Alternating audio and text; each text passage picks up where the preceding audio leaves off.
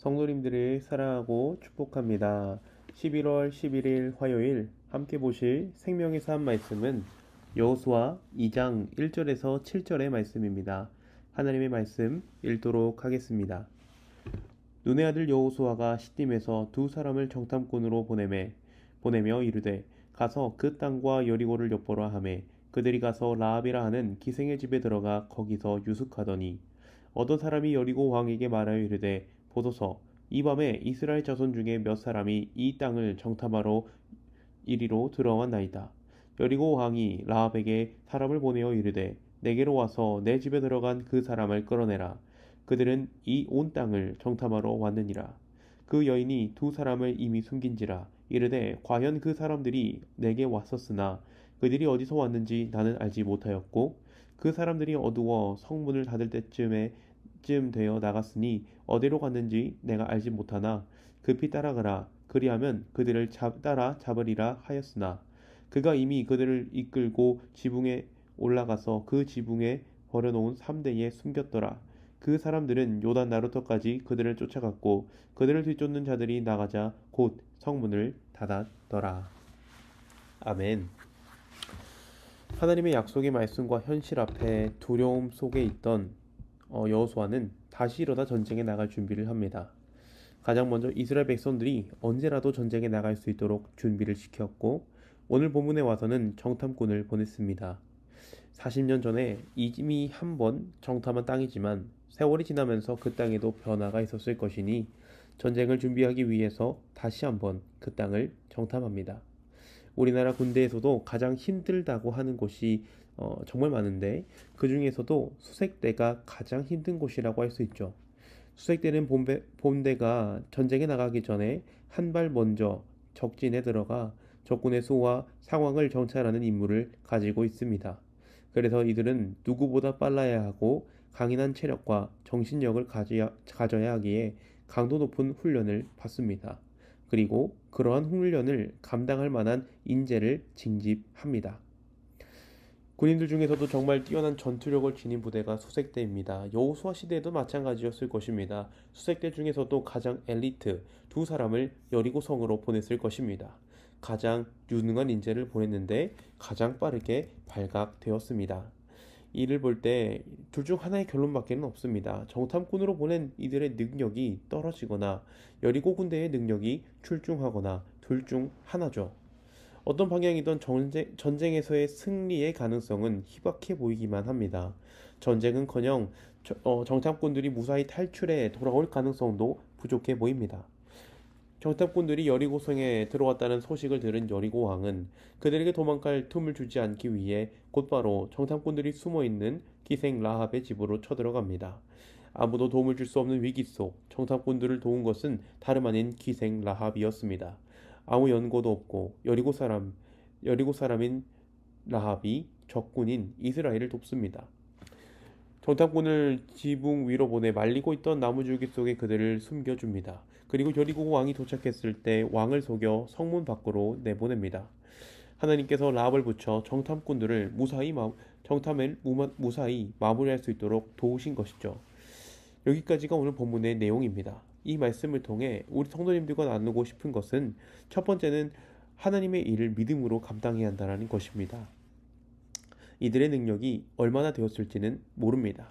하지만 이들은 여호수아의 명령에 순종했고 자신이 가진 능력을 최대한으로 발휘해서 기생 라합의 집까지 도착을 했습니다. 물론 이들의 능력은 부족했습니다. 하지만 주어진 명령에 순종했을 때 이들을 책임지신 분은 하나님이셨습니다. 이는 우리에게 아주 중요한 교훈을 주고 있습니다.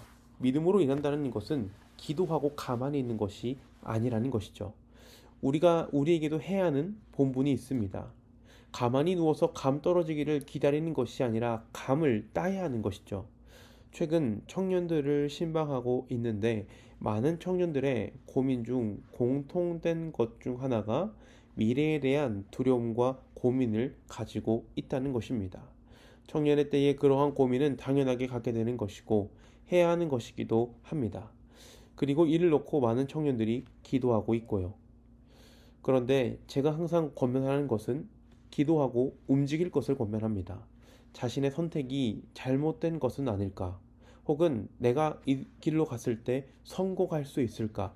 그러한 많은 생각과 두려움으로 인해서 움직이지 못할 수 있습니다. 그러한 때 기도하는 것 너무나도 좋은 신앙의 모습입니다.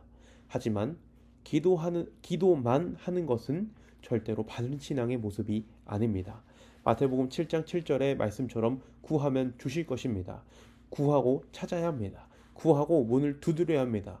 그래야 찾을 수 있고 문이 열리게 됩니다. 사람의 능력에는 개개인별로 차이가 있습니다. 정탐꾼들과 여리고 군대의 능력에도 차이가 있었습니다. 이대로라면 정탐꾼들은 자신의 임무를 잘 수행할 수 없습니다. 하지만 그들이 하나님을 믿고 최선을 다해 기생 라합의 집에 도착했을 때 역사가 일어났습니다. 나의 능력만을 바라본다면 우리는 움직일 수 없을 것입니다. 하지만 우리의 삶을 인도하시고 다스리는 하나님을 믿는다면 우리는 움직일 수 있고 움직일 때 하나님의 역사를 경험하게 될 줄로 믿습니다. 이어서 나누고자 하는 두 번째는 하나님의 일을 믿음으로 이어서 그리고 지혜롭게 해야 한다는 것입니다. 기생 라합은 여리고 왕을 만났을 때 지혜롭게 대처했습니다. 그녀는 정탐꾼들이 왔다는 사실을 숨기지 않았습니다. 또 여리고 왕에게 빨리 출발한다면 붙잡을 수 있을 것 같다는 희망을 심어주기도 했습니다. 최대한 협조하는 척하면서 여리고 왕을 방심시킨 것이죠. 지혜롭게 이 일을 처리한 것입니다. 하나님의 일을 감당할 때 먼저는 믿음으로 해야 합니다. 하나님께서 함께 하시고 도와주실 것이라는 확신을 가지고 나아가야 합니다. 그리고 지혜롭게 해야 합니다. 지혜롭게 한다는 것은 자신이 가지고 있는 능력을 최대한 발휘해서 감당한다는 것을 말합니다.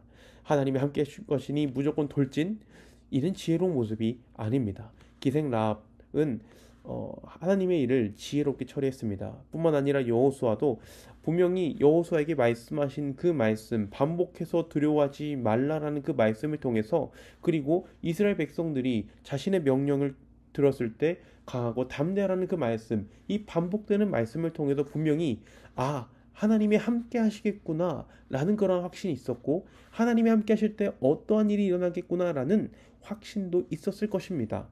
하지만 하나님의 일을 믿음으로 감당하면 되는데 지혜롭게까지 감당했습니다. 믿음으로 지혜로 감당할 때 역사가 일어난 것이죠. 우리도 마찬가지입니다. 교회 사역을 감당할 때 우리는 우리의 일상을 감당할 때 믿음으로 해야 하지만 지혜롭게도 해야 합니다. 우리가 가진 능력을 최대한으로 발휘해서 감당해야 한다는 것이죠. 이제 2025년도가 얼마 남지 않았습니다. 하지만 우리에겐 아직 한 2달 정도의 시간이 더 남아 있고, 그 가운데 우리 교회도 많은 사역이 남아 있습니다. 청년부, 돌아오는 금요일에는 청년부 다음 세대 기도회, 다음 주에는 그리고 돌아오는 토요일에는 이웃사랑 나눔 박스와 김장, 그리고 성탄절까지 아직 많은 일이 남아 있습니다. 이 일을 감당하기 위해서 우리는 먼저는 기도로, 믿음으로 나아가야 합니다. 그리고 하나님께서 우리에게 주신 달란트를 최대한 발휘하여 감당해야 합니다. 그러할 때 분명 우리 교회는 경기 북부 지역에 선한 영향력을 미치는 교회로서 사명을 잘 감당할 수 있을 것입니다. 함께 기도하겠습니다. 사랑과 은혜가 충만하신 하나님, 은혜를 감사합니다. 하나님, 오늘 말씀을 통해서 우리가 어떤 일을 감당할 때든 어떻게 감당해야 할지를 보여주시니 너무나도 감사합니다.